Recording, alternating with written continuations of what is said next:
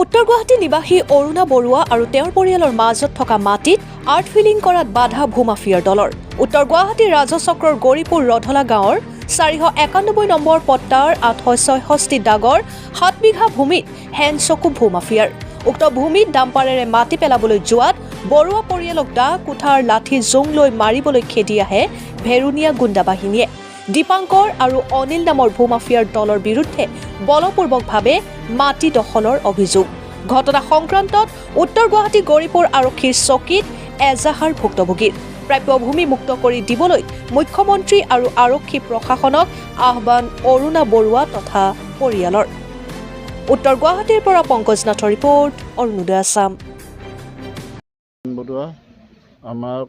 আমাৰ আজু ককাৰ মাটিত আমাক কোৰ্টে এখন নোট চমজাই দিছিল কোৰ্টে। তাৰপাছত আমি আজি মাটি পেলাব যাওঁতে এই দীপাংকৰ বড়ো আৰু দুটামান ল'ৰাই আমাক মাৰিবলৈ খেদি যায় আৰু লাঠি জোং লৈ পেলাই।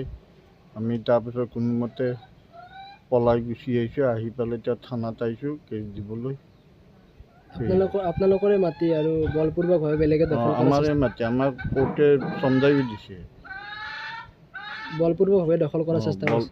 বলপূৰ্বক দখল কৰিছে। আপোনালোকক মাটি পেলাব দিয়া নাই? নাই দিয়া। কি ক'ব এতিয়া চৰকাৰক? কি ক'ব?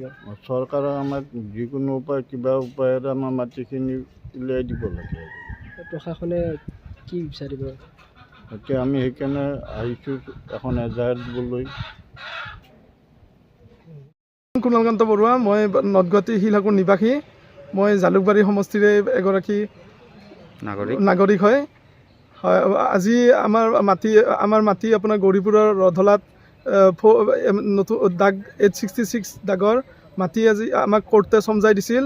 আমি আজি আৰ্ট ফিলিং কৰিব যাওঁতে দীপাংকৰ বড়ো নামৰ মানুহ এজন আৰু ৰধলা নিবাসী আৰু লগত দুজন মানুহ আনি আমাক লাঠি জোঙেৰে খেদিব চেষ্টা কৰে। আমি পাণ কৰি পেলাই পাণ বাচি পেলাই আমি আহি পেলাই পুলিচ থানাত এজাহাৰ দাখিল কৰোঁ। আৰু চৰকাৰৰ মোৰ মুখ্যমন্ত্ৰী মহোদয় মই এইখিনিয়ে প্ৰাৰ্থনা কৰোঁ যে আমাৰ মাটিখিনি সোনকালে আমাক ন্যায় দিয়ক আৰু আমাক মাটিখিনি কৰি দিয়ক আৰু